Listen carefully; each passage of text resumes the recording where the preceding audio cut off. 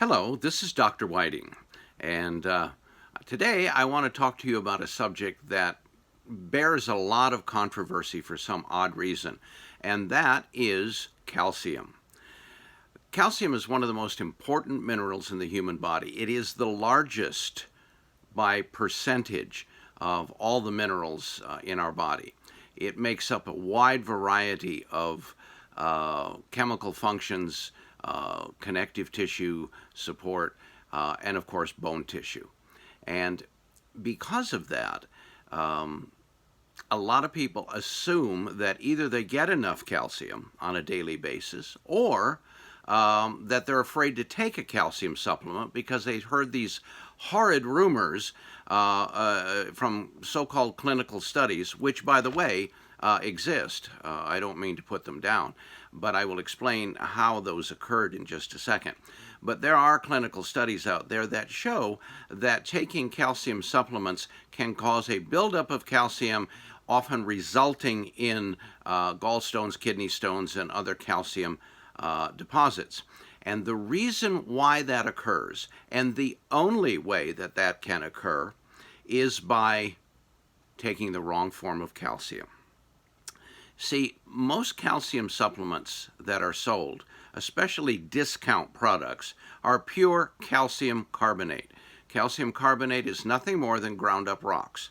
Now, true, the majority of calcium supplements come from calcium carbonate, but we can do things to that calcium to make it much more absorbable. You see, in order for calcium to be used by the body, it has to be in an acid form. It has to be acidic. Calcium carbonate by itself is one of the most alkaline forms of calcium in existence.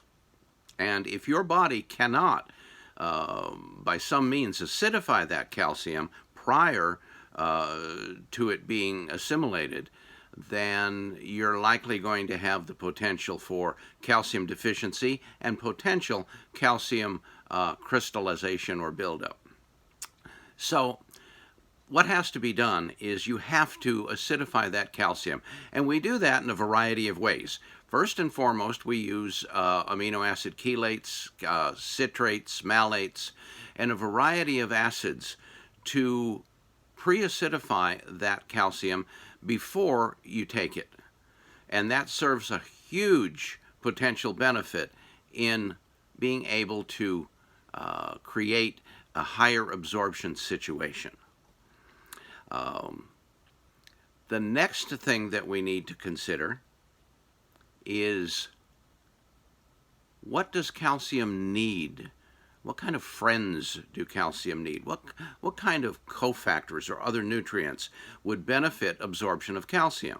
Keeping in mind that calcium is one of the most difficult nutrients for the body to absorb, unless it's under perfect conditions.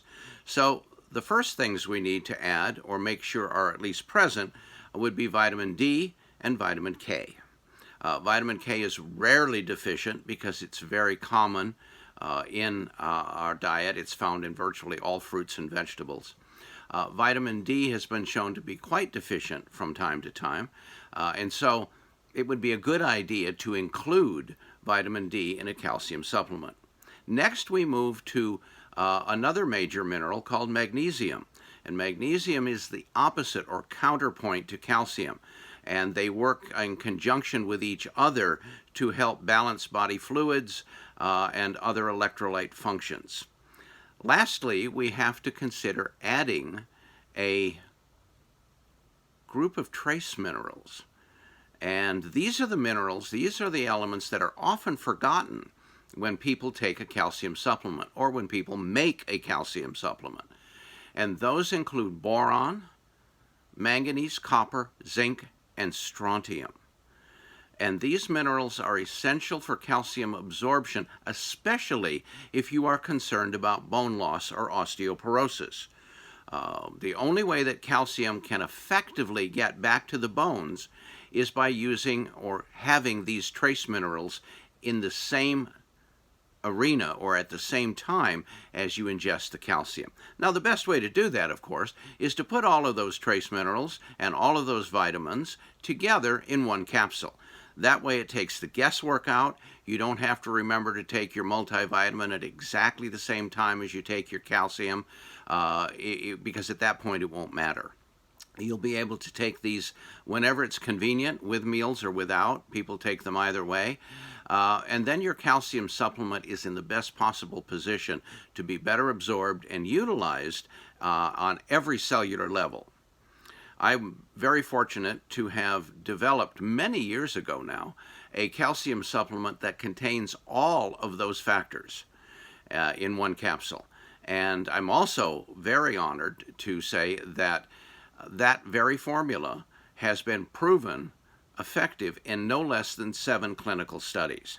In each and every one of those studies, the calcium not only stopped bone loss, but it actually increased bone density by 2 to 4% over 2 years. This formula is available from my friends over at Phoenix Nutritionals. We have licensed this formula to them, and you can visit there and see that formula by going to phoenixvitamins.com.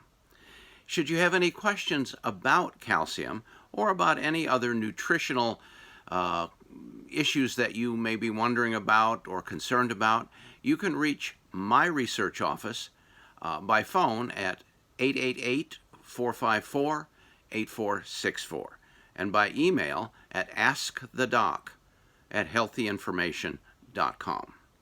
This is Dr. Whiting. Here's to your good health.